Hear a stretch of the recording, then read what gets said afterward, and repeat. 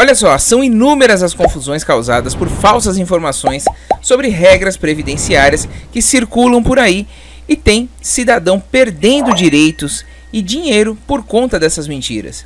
Será que tudo o que você sabe sobre o Instituto Nacional do Seguro Social, sobre Previdência, é verdade? Talvez não. São inúmeras as confusões causadas por falsas informações sobre regras previdenciárias que circulam pelas bocas e pela internet e tem cidadão perdendo direitos por conta disso. Bom, o INSS cuida dos direitos dos segurados do Regime Geral de Previdência Social, correto?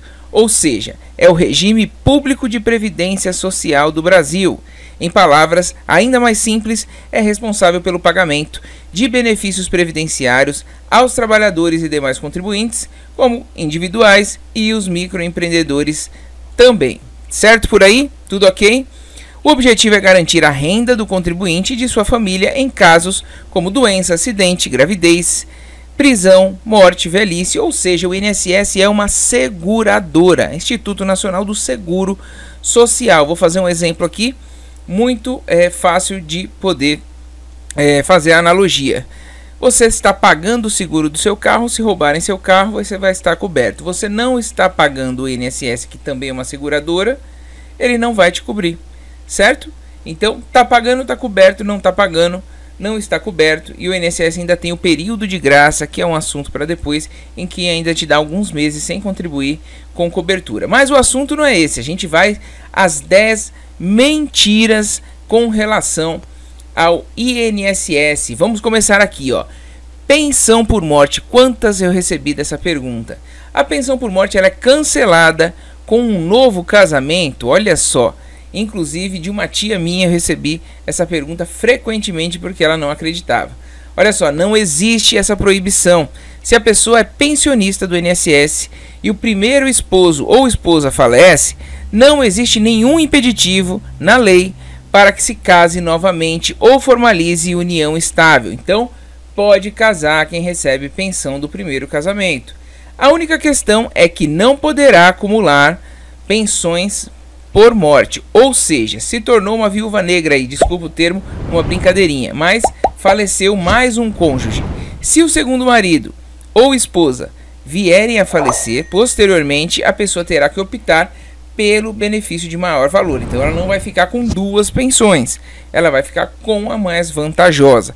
Isso se o segundo cônjuge falecer também. Deu para entender, pessoal? Agora, recebo pensão por morte, posso casar? Vou perder? Não, você pode casar e não vai perder a sua pensão por morte. Resolvido essa, se ficou com dúvida, deixe nos comentários.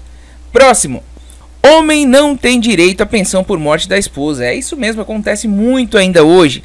A esposa falece, né? Ela contribuía com o carnezinho do INSS, ou prestava o serviço dela lá, ou tinha um emprego mesmo formal. E aí o que acontece? Os direitos são iguais, mas os homens, ainda acostumados alguns a serem os provedores da família, acreditam que a mulher não deixa pensão. Assim como a mulher pode receber pensão se o marido falecer, o contrário também é verdadeiro, pessoal. Da mesma forma, o homem precisa comprovar que era casado ou que a mantinha uma união estável com a segurada do INSS que venha a falecer.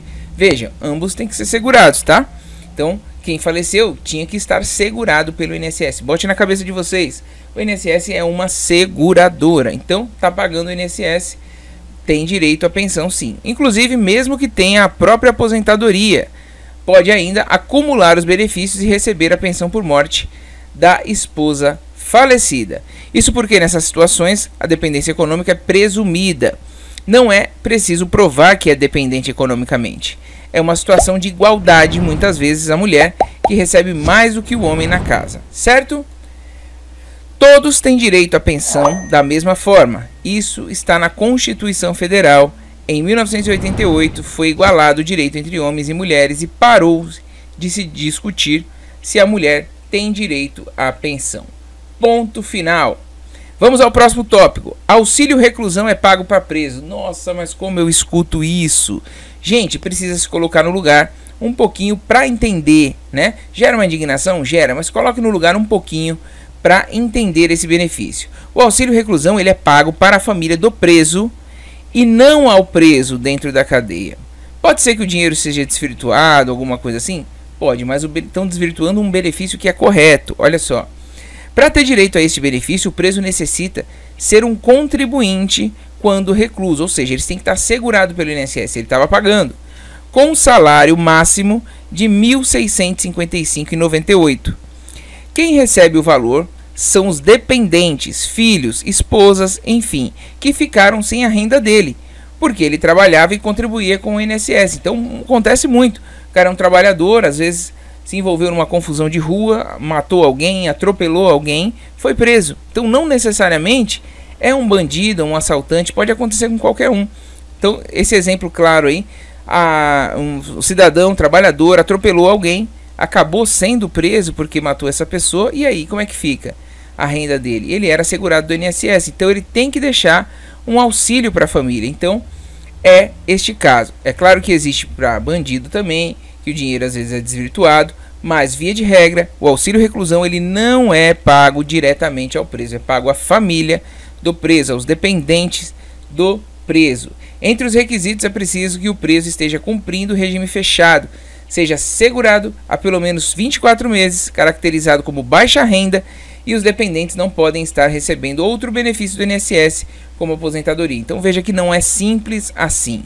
Ou seja, o direito é bastante restrito e não é qualquer família que detento apta a receber o auxílio reclusão. O valor é pago somente pelo período em que a pessoa estiver presa, certo? Vamos ao próximo, quarto aqui, ó.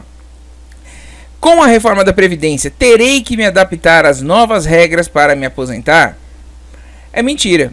As pessoas não vão ser atingidas em cheio com as novas determinações. Isso porque existem regras de transição. A reforma trouxe uma regra nova e as regras de transição vão amenizar essa regra nova. As pessoas que já estavam contribuindo para o INSS, que já tinham carteira assinada, pagavam contribuição previdenciária e incluídas no sistema, elas vão se enquadrar em alguma das regras de transição para poder se aposentar. Vai prejudicar? Vai prejudicar, mas não tanto quanto é expressado por aí, por conta das regras de transição. Agora, quem não contribuir ainda, realmente vai ser uma mudança drástica. Se não correr atrás, não vai conseguir se aposentar. Ou seja, o contribuinte não será obrigado a cumprir as novas normas impostas pela reforma da Previdência Social, podendo optar pelas regras de transição, que também diminuem o valor. 5. Com a reforma da Previdência, houve o fim da aposentadoria por tempo de contribuição? Pessoal, essa é uma pergunta muito feita aqui, então espero que vocês prestem bastante atenção. A aposentadoria por tempo de contribuição, ela não acabou. Ela continua a existir desde que os segurados façam jus e preencham os requisitos para isso, utilizando as regras de transição, tá? Regras de transição.